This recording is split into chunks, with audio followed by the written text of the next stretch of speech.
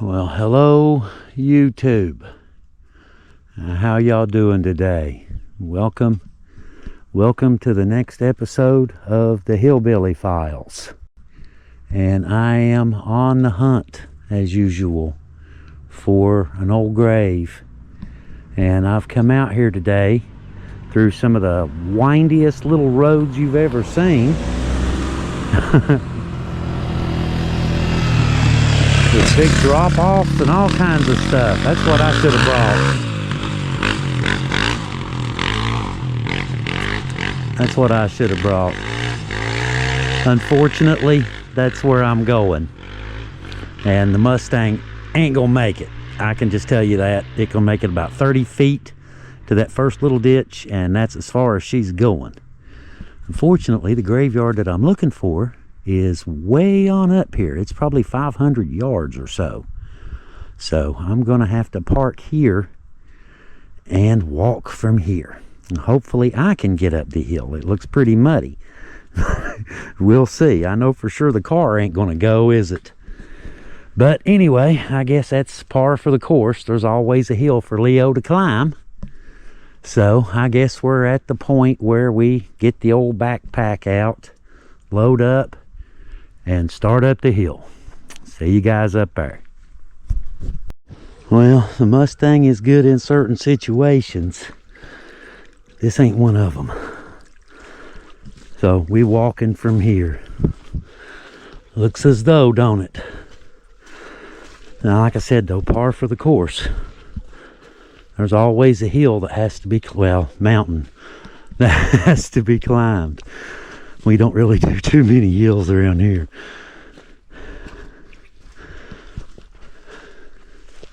Got a long way to go though, but we'll get there eventually, in theory.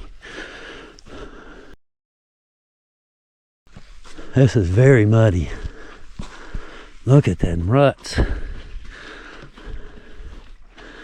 Yeah, I believe a Mustang would have made it about 30 feet from where it's at. Okay, let's climb a mountain. See y'all shortly. Well guys, it looks as though I found the graveyard that I was looking for. I found another one down there on the way up, and you can see how far, you can see how high I had to climb. I mean, you can see the valley way down below. Kind of get an idea of how high I had to climb to get up here. But I've already broke the drone out, you know, a little toy, and you know, kind of flew around, took some pictures and stuff.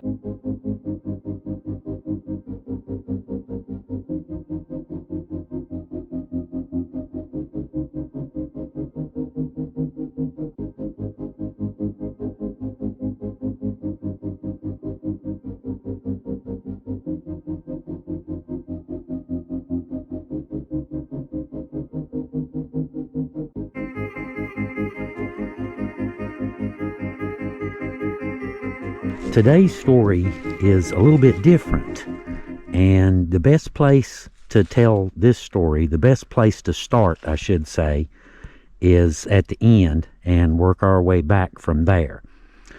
As you all know, we try to share the raw truth of real historical events and show the actual locations related to them.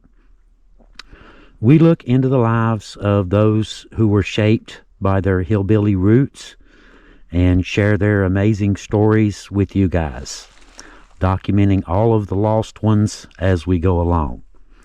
Our mission has always been to share their stories and never glorify those who chose to walk the dark path in this life. We'll just put it that way. With that being said, let's just begin with why I'm here today. Kathleen Maddox was a 16-year-old who gave birth to a future infamous crime figure in Cincinnati, Ohio on November 12th in 1934. For several weeks, her illegitimate son had no name at all.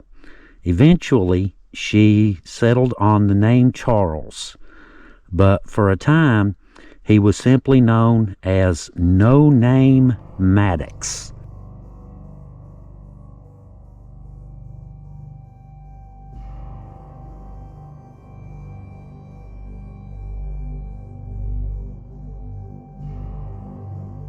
At birth, his mother initiated a paternity suit against the father, Colonel William Henderson Scott Sr. In 1937, she won. Scott was ordered to pay a modest monthly child support. He never met the child. Now, you guys keep that in mind now. This figures into the story right here in a minute. His obituary reveals he was a longtime worker with the Baltimore and Ohio Railway and later a custodian at a local Elks Club. He passed away at just 44 years old. Colonel Henderson Scott Sr. has passed away after a prolonged and painful struggle with illness. Cirrhosis claimed his life, which aligns with the troubling history of alcoholism that haunted Scott for many years. His demons weren't just personal. They spilled over into his family life too, leading to violence that ruined his marriage with his wife Dorothy. In 1941, they divorced, and she took custody of their two sons, Colonel William Scott Jr. and Robert Ellis Scott. Later in life, he found a new partner in a lady named Sylvia Blair, who remained by his side until the end.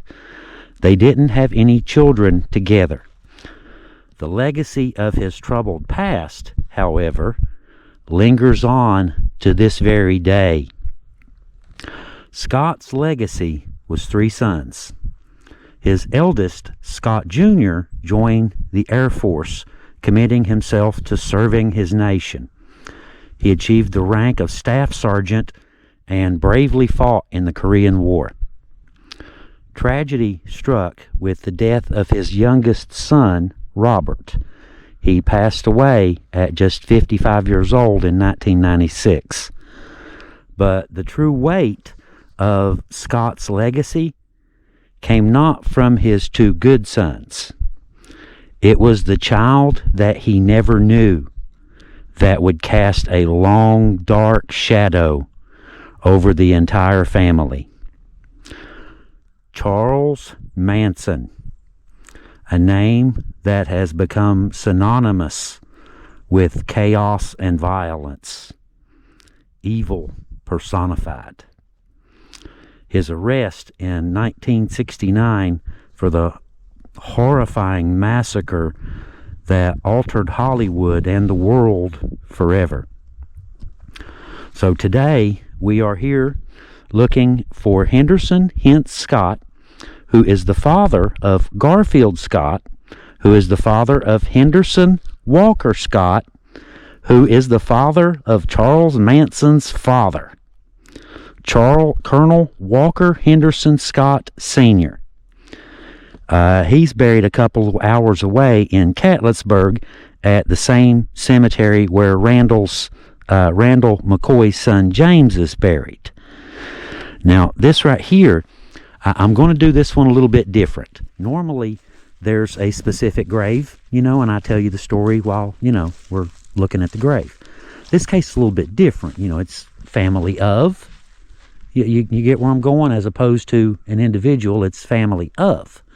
In this case, This, guys, what you're looking at right here is Charles Manson's hillbilly relatives. Said it's not always people who do good things. Sometimes, people do bad things and kind of get on your radar as well. But these folks here, they've done nothing wrong. It's Charles, the son, the infant son that was never met. kind of imagine, you know, if Mr. Scott had raised Charles Manson, or, you know, the family, you know what I'm saying, how things might have been different. You know, if events here had went different, if he hadn't ignored his illegitimate son, not his only son, his illegitimate son, things might have went completely different. But they didn't. And we all know how Charlie Manson's life went with the Tate LaBianca murders, and thinking he's Jesus and all of the other stuff, you know, swastikas and all kinds of crazy stuff that the man was known for.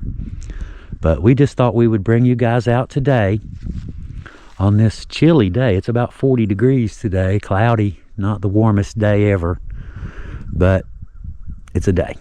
It's good enough to come out and take a look around and introduce you guys to the Hillbilly family of Charlie Manson.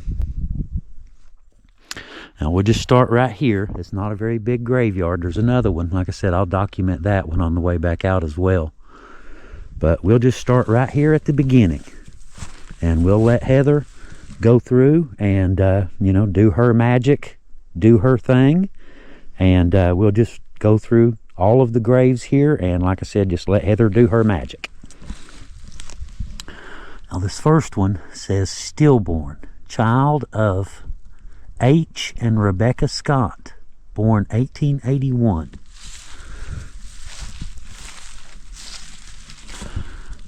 Infant child of Rebecca Scott, born 1872 and died 1872.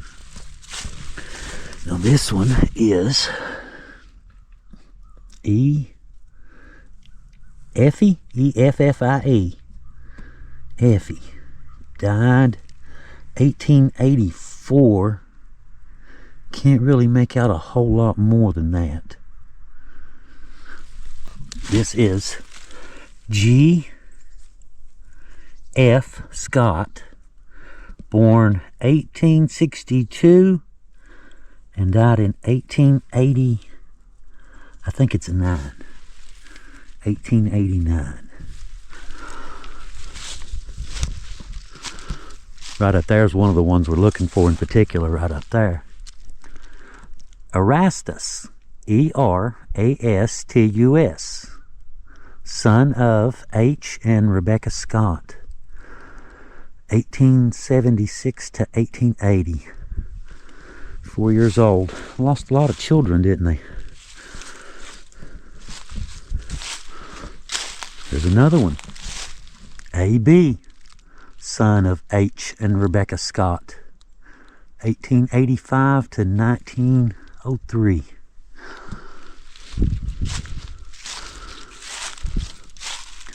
Vivian Harvel, Harvel, 1882 to 1905. And this is Rebecca here in Henderson right here.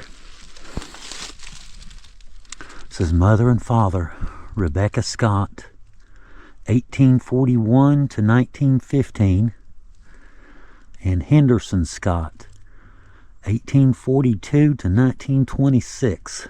Oh, he lived a few years after her, didn't he? Very interesting, isn't it? You know, someplace in Kentucky, up a little bitty holler, it's called Brushy Creek. Way back into Kentucky. Charles Manson's family. Imagine that. But anyway, guys, this is everyone here, and right there is the family. Like I said, all in a row. They're all together. That's nice though, isn't it? You know, all family all together. And all of their children. The young ones anyway. Sure is a beautiful place. All these old mountain cemeteries though, you know, a lot of them are pretty. They're pretty in their own way. You know, I know they're cemeteries, but they're pretty in their own way.